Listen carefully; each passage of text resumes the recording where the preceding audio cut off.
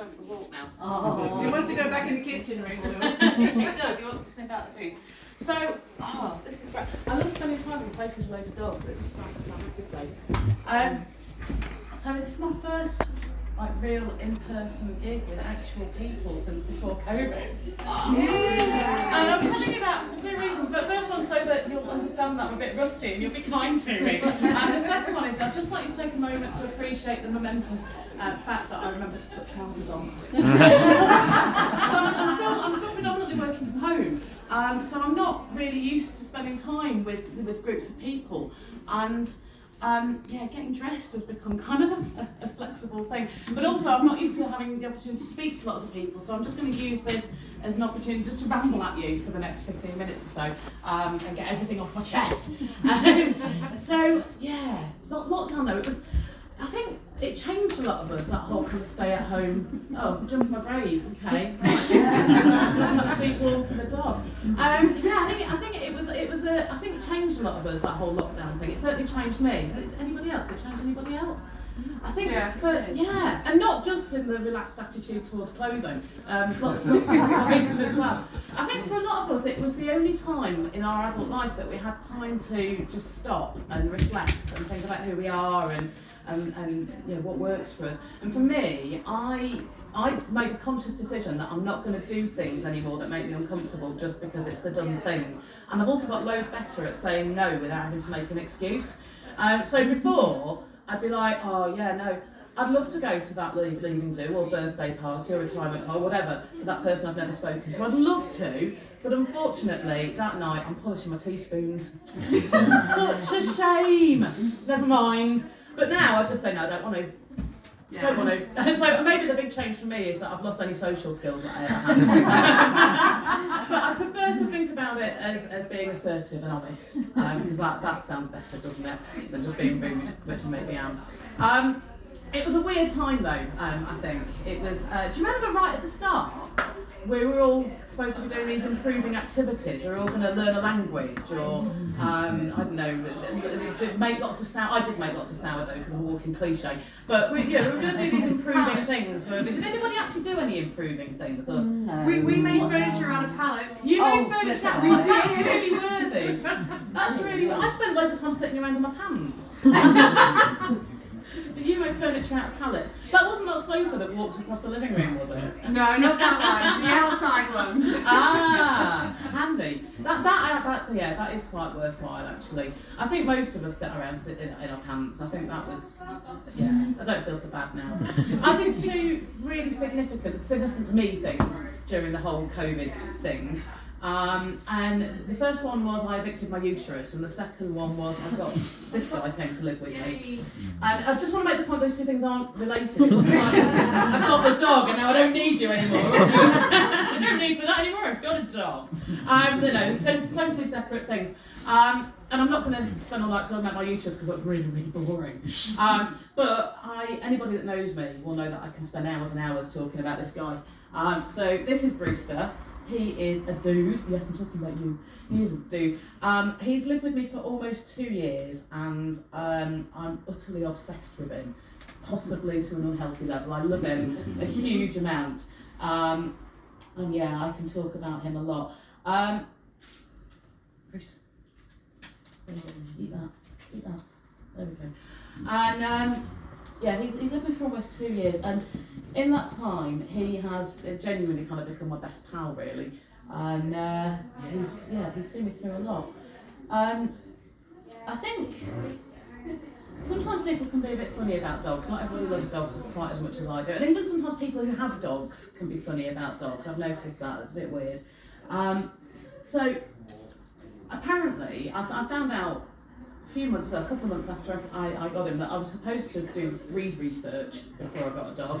Apparently that's the thing. And I found this out because I'd be out walking with him, and I noticed every so often people would cross the road to avoid us, and I thought that was a bit rude. That's not happened to me since I was a teenager, and I went through some fairly extreme counterculture phases. But as an adult, people don't tend to cross the road to avoid me, but they started doing it, and I didn't really know why. I brought this dog into my life, and I thought it was all right. But I found out after I had him for about 3 months that actually he's really aggressive. Really Very aggressive. You know, he can't be trusted with children, which is a shame because he's hung out with my 5-year-old grandson. He'll probably eat my face while I'm sleeping or something. And apparently, if I'd done my breed research like a responsible person would, then I'd have known this and I'd been prepared for it. But I'm glad that I was told. You might wonder how I found this out and what catastrophe had befallen my family to bring all this to light. And inevitably, it was a random bloke on a dog walk that made me aware of how aggressive my dog was. Hilariously, while he was telling me how aggressive my dog was, his little dog was straining on the end of its lead and snarling at me for the entire conversation. Self-awareness. Yeah, no, it was really interesting. But no, I get that not everybody is as in love with dogs as I am, and that's fine. So yeah, he was my significant lockdown moment, getting him to come and live with me. And he is an absolute dude. He has seen me through some really tough times. He's been really good company. Certainly while I was recovering from the uterus eviction, that I wasn't going to talk about. He was great company. But more recently, he's been a star as well. I split up with my partner a little while ago. There's no sympathy. No sympathy. Yeah, that's not that sad. It's a little bit sad. It's not quite that sad. But yeah, no, he's been really good company while I've been doing the whole heartbroken thing. But just recently, I started to think maybe I could do with the company of an actual human. Rather than a dog, before I get any more obsessive about him. I'm going to have to let him go in a minute because he's desperate to get in there. Bruce, come here. So yeah, a bit adult human company. They do say the best way to get over a man is to get under another. So I perhaps need to give that a try. But everything's changed. I mean, I was with my ex for quite a long time, and everything's changed in the dating world since I was last in it. And I've changed. I've got older and flabbier. But the whole dating landscape has changed. I think there's this whole grooming industry that's grabbed us and monetised our insecurities and changed all of our expectations. And I'm not really sure how that all works. Do I need to be plucked to within an inch of my life before I can go for a coffee with somebody? It's all a bit nerve-wracking. And also, the other stuff, right, when it gets beyond the coffee, what's the situation with pubes these days? Does anybody have any? Are they allowed? I don't really know. I don't know what to do. I'm really concerned that I'll end up in a situation with somebody they'll think I'm a Yeti. I don't know what to do about that. And God, extreme grooming as well. I've read some articles they've terrified me, quite honestly. I saw an article a few weeks ago about designer vaginas, right? And I presume they call them designer vaginas because it scans better, because if we're going to be pedantic, and we are, it should be designer vulvas. But the very idea of paying somebody to take a scalpel to my flaps so that my lady garden looks like a 19-year-old virgin, it's just bizarre to me. I'm not 19 and I'm not a virgin, and why I'd want it to look like one, I don't know, it's bizarre. And then, just to compound the trauma, I saw another article a couple of weeks later about anal bleaching. Anal bleaching, for God's sake, what is that? What's that for? I'd like to think that if I got into a situation so intimate with somebody that they could see the colour of my arsehole, well, firstly, they've got the advantage over me because I've got no idea what colour it is. But I'd like to think that if we were that close, they'd have better things to think about than where my bumhole sits on the Dulux paint chart. It's just not normal, is it? That's not normal. So that terrified me and almost put me off. But over one, under another, I've got to persist with it, and I can be persistent, especially when it comes to getting laid.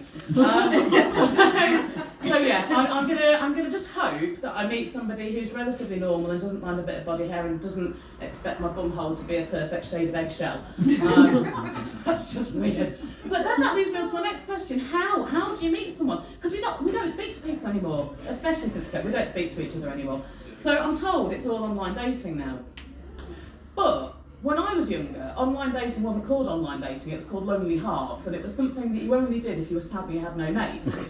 Whereas now, it's like compulsory, it's the only way that you're allowed to meet people. You can't get on a bus and go, oh hiya, it's a nice day, isn't it? Because then you're the weird lonely one, and that's not socially acceptable, so it's got to be online. And I've got to get over my prejudice from 80s online dating. Has anyone done online dating? Yeah. Are you okay? No, not really. No. It was traumatising. It was traumatising. Was yours traumatising? You nodded. Have you? I mean, one of them was. Well. Not me. Not that one. Well, listen, I had a look, I had a delve into the depths of the internet. And I found some profiles, and I'm going to share with you what I found, and that might explain why I'm still not getting laid. So the first one, I've got to take my glasses off because I'm old and I can't see with them on, isn't that bizarre? The first one, and I've changed names to protect the guilty, is Gary from Leicester. And he is looking to go on some dates and find the one, as I've been on the shelf for a while now, and I feel it's time to get off, maybe literally. Ew. Okay, let's move on. Steve from Stoke-on-Trent, he's a romantic. He says that a lady who doesn't mind twining a leg through mine in a public place to express her lust and affection would be the icing on the cake, especially if she's a petite brunette. Oh well. So having a pulse is the main criteria. So it's good to know that he's not actually a necrophiliac. I did go in the reject pile, but given the quality of the rest of them, he's going aside for later just in case. Oh my god. But this is my personal favourite, and it is a perfect example of unbridled bitterness and resentment. It's hilarious. Buckle in, right? This guy goes on a bit. This is Ian from Derby. Oh God, you didn't meet Ian from Derby when you were going on your online dating, did you? No, I didn't. No. Right. I hope I didn't. Buckle in. You are not some special gem of a woman that's just picky and hasn't found the right guy yet. Chances are you're a little more than a few extra pounds overweight, are not very attractive, have kids, or have some sort of abrasive character trait that has rendered you unfuckable by every guy you've come across in real life. Oh my god. If none of those are the case, then congratulations, you're here for the same reason I am, to get laid. Good luck, Ian. This doesn't give you the right to type out, this is entirely true as well, I've not made this up, this was on a dating site on the internet. This does not give you the right to type out an entire about me section with the type of guys who cannot message you, i.e. if you're short, don't message me, if you don't have a car, don't message me, if you're just looking for sex, don't message me. Listen up, girls, you're on Plenty of Fish, not GQ's most eligible bachelorette list. Take whatever you can get.